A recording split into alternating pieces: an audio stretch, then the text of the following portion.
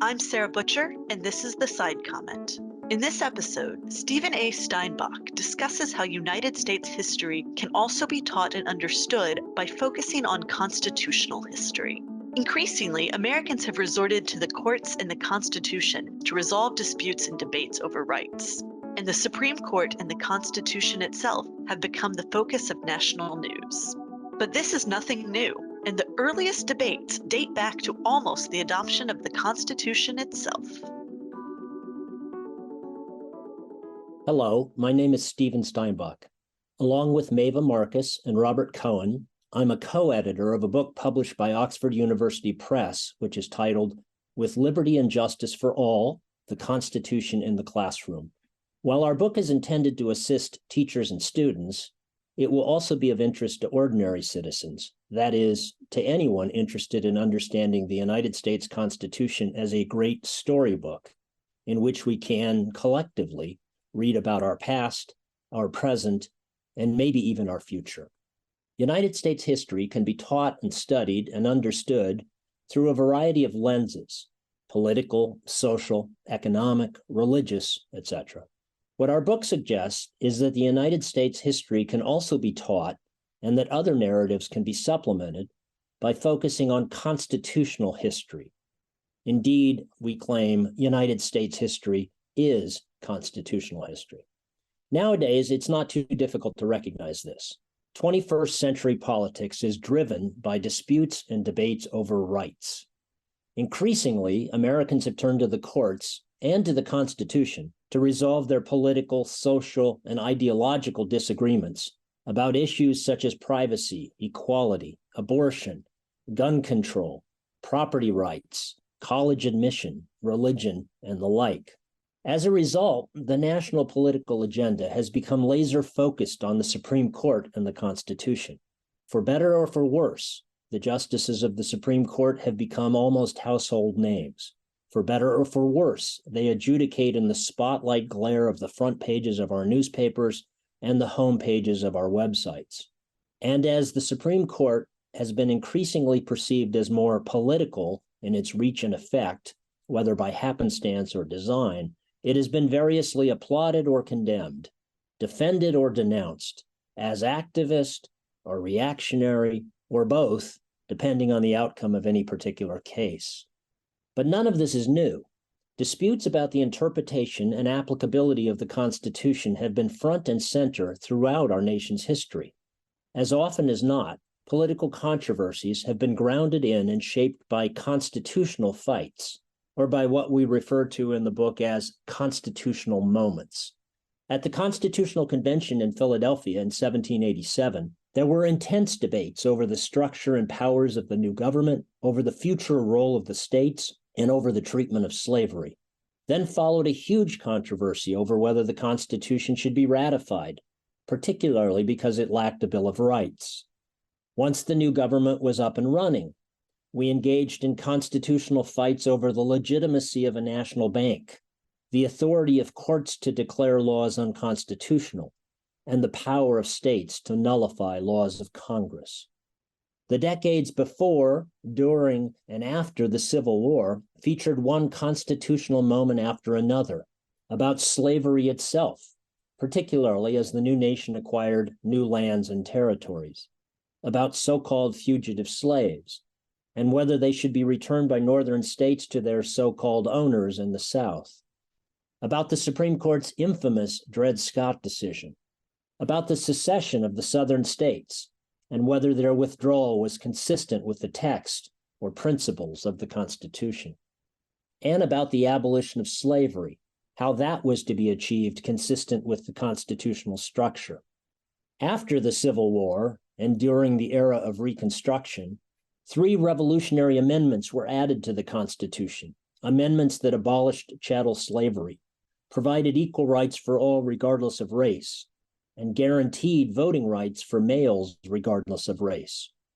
But there followed intense controversy over the purpose and meaning of these amendments, and the Supreme Court, through a series of restrictive interpretations, largely reduced these amendments to mere paper promises. In subsequent historical eras, Disagreement over the scope and sweep of the Constitution were at the core of our political fights about the exclusion of Chinese immigrants, the right of women to vote, the practice of eugenics and forced sterilization, the internment of Japanese Americans during wartime, McCarthyism and free speech, desegregation and school integration, and voting rights. In other words, just as in today's world, the Constitution has been ground zero for many of our most crucial historical episodes. And that's what our book attempts to explore. And we do so by examining the role of the Constitution and our collective debates about the meaning of the Constitution through two fundamental recurrent themes of American history. First, the theme of citizenship. Who gets to be included as an American? Or, to use the language of the Constitution itself, who exactly constitutes we the people? The answer to that question has changed dramatically over time, from the cabin division of the authors of the original document to our much more expansive and inclusive understanding of today. And second, the theme of rights. What does it mean to be an American? To borrow again from the Constitution, what are the blessings of liberty that Americans possess? Again, the answer to that question has evolved in exciting ways over the course of the 200 plus years since the Philadelphia Convention. Indeed, these two questions, who gets included among we the people, and what rights do we the people have, remain with us well into the 21st century. We try to explore these issues in our book. I should say a word about who we are when I refer to our book. To begin with, the book has three editors. Maeva Marcus of George Washington University Law School has spent her career researching and teaching constitutional history, and she edited the landmark 8-volume series, The Documentary History of the Supreme Court. Robert Cohen of New York University, in addition to producing more than a dozen works of history, has focused at NYU on assisting and improving the teaching of history by public school teachers and student teachers. As for myself, after a career as a courtroom lawyer, I've spent nearly the past 20 years teaching United States history and American government at Sidwell Friends School in Washington, D.C. Our book features a foreword from the late Justice Ruth Bader Ginsburg, written very shortly before her death. We are honored to share some of her final thoughts about the Constitution, citizenship, and democracy.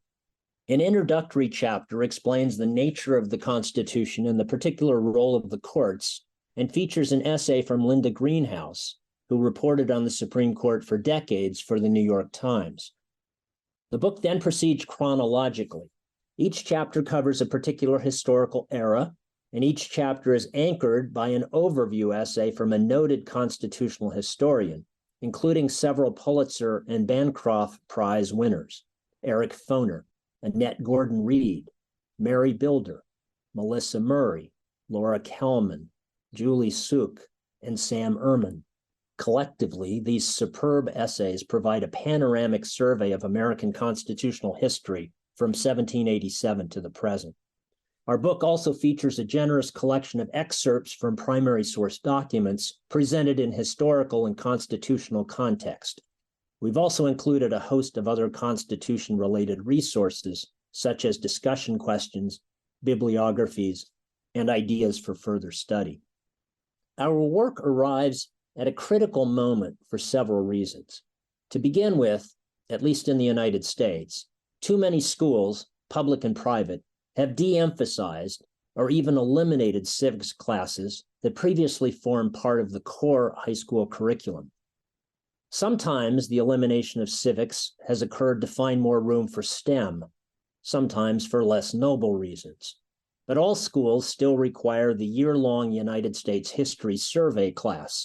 Our goal is to provide teachers with the means to inject more civics education, more constitutional history, into the standard U.S. history curriculum.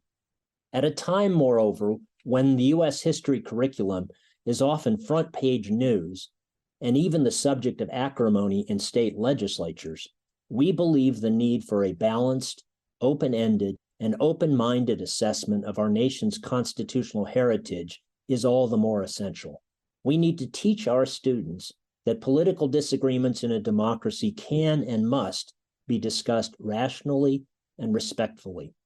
Supreme Court justices might not agree with each other, but they aspire to communicate with each other and with society at large through reasoned argument.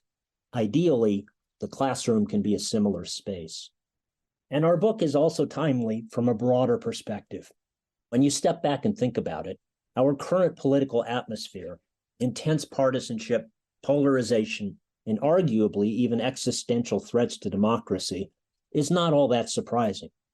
After all, we, the people, don't actually have a lot in common, at least when one considers our many political, racial, economic, religious, social, geographical, educational, ancestral, linguistic differences. But what we do share as Americans is our common constitutional heritage, our liberties, rights, institutions, and traditions, all of which are encapsulated in the Constitution. The more that students, teachers, and citizens can appreciate and learn from our historical experiment in collective self-government, the more we can hope to approach, in the Constitution's words, a more perfect union. Thank you for the opportunity to share these thoughts.